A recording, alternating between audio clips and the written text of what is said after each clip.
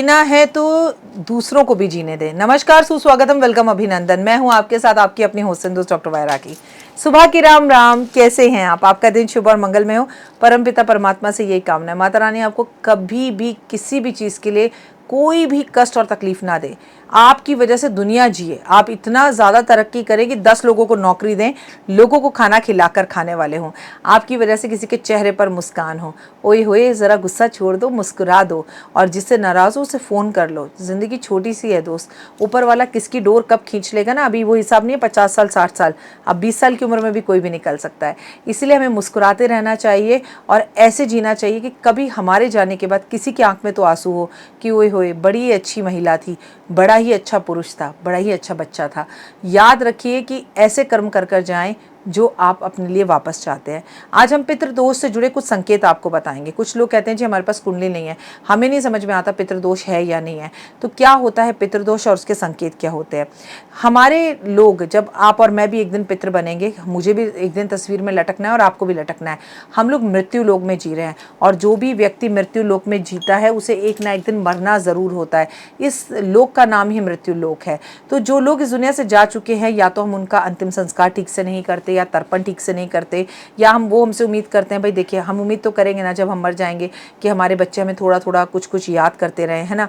हम उन्हें बिल्कुल भूल जाते हैं। हम अमावस नहीं मानते, हम एकादशी नहीं मानते, हमने कभी उनके लिए दान पुण्य नहीं किया, कभी हमने श्राद्ध नहीं मनाए, कभी उनकी तस्वीर को दक्षिण की तरफ नहीं लगाया, कभी उनकी तस्वीर पर चंदन का हार नहीं लगाया, कभी 2 रुपये का दान उनके नाम पर अमावस पर नहीं किया।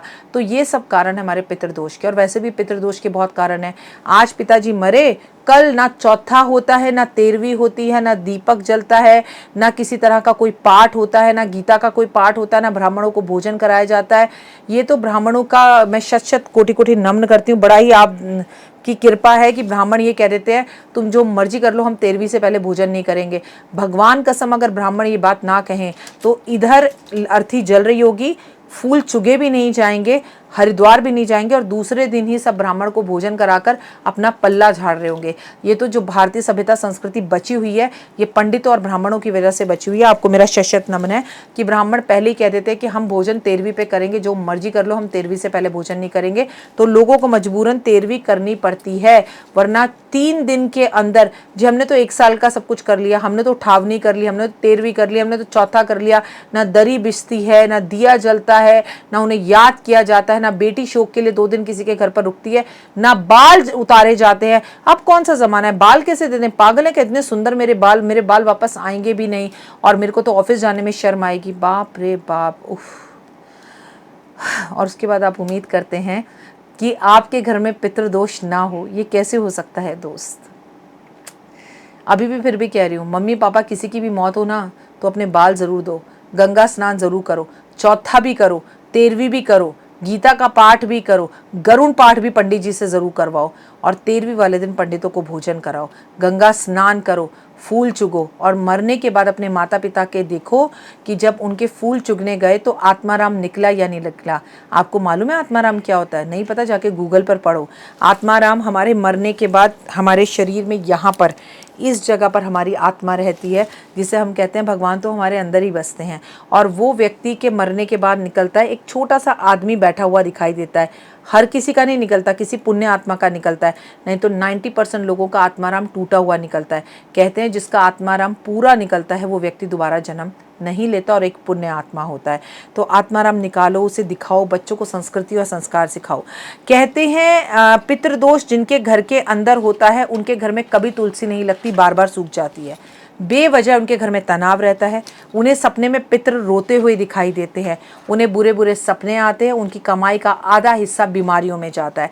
बार बार उनके घर में पीपल का पौधा निकल कर आ जाता है, तुलसी के पौधे सूखने लगते हैं, घर के अंदर गृह कलेश रहते हैं, लाख कोशिश के बाद भी घर में ना बच्चा होता है, ना नौकरी लगती है, और ना छोकरी मिलती है, ना शादी होती है। ये सब कारण है पितृदोष के।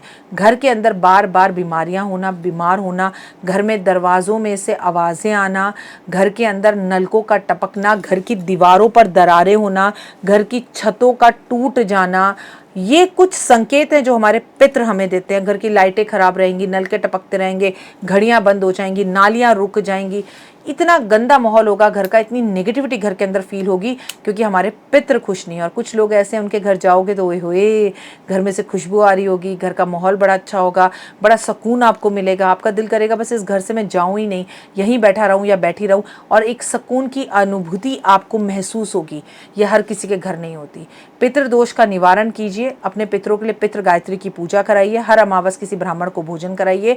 अगर आपके घर के अंदर किसी की मृत्यु होती है तो ब्राह्मण से पूछ के 13 दिन तक दरी बिछाइए, शोक कीजिए, 13 दिन कोई शुभ कार्य मत कीजिए, 13 दिन तक परिवार के लोगों को घर में बिठाकर खिलाइए। हाँ जानती हूँ मुश्किल है, लेकिन आपके दादा परदादाओं ने भी किया था।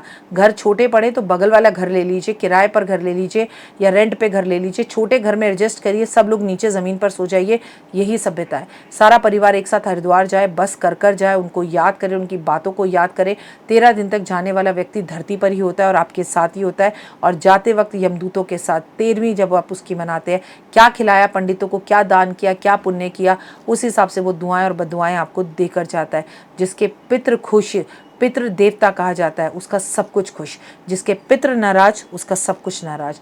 मैं हूं आपके साथ आपकी अपनी होस्ट दोस्त डॉक्टर वाय राखी, और पितृ दोष से बचने का मात्र एक उपाय है, गया जी जाएं, हरिद्वार जाएं, पितृ गायत्री करवाएं, अमावस की अमावस दान करें, पितरों की तस्वीर को दक्षिण की तरफ लगाएं, उनकी बातें करें, ऑफिस आते जाते उनको घर का सदस्य समझें वो आपके घर के अंदर है, उनसे बातें करें, and you can see the change in your life कि आपकी लाइफ में सुख और बाहर आनी शुरू हो जाएगी। कमेंट्स में जय माता दी लिखिएगा, और उम्मीद है कि आपको मेरी वीडियोस पसंद आ रही होंगी। ओए होए सब्सक्राइब करना बिल्कुल मत भूलिएगा। जय माता दी। तो देख ली वीडियो, कैसी लगी, पसंद आई?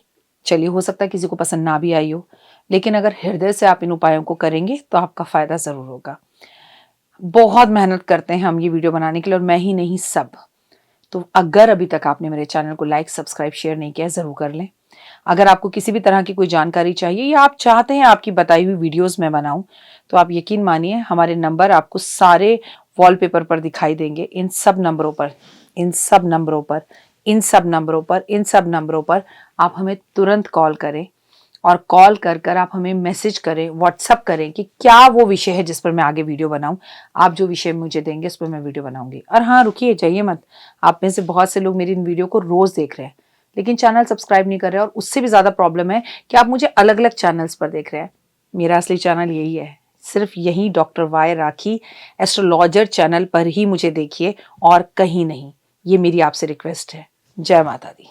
जीवन में है समस्या, नहीं मिल रहा तकलीफों से छुटकारा, नहीं मिल रही मनचाही नौकरी, टूट गया है विश्वास, सांस से आपकी बिल्कुल नहीं बनती, और खत्म हो गई है आस, भगवान से आपका विश्वास उठ चुका है।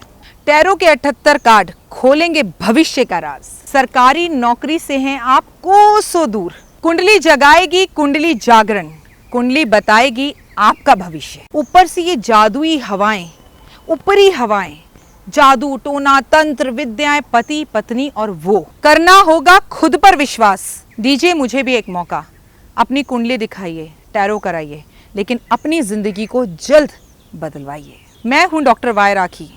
आप मुझसे बात कीजिए, फ़ोन कीजिए, अपॉइंटमेंट लीजिए, आपकी ज़िंदगी के अंदर आएगा ज़बरदस्त बदलाव।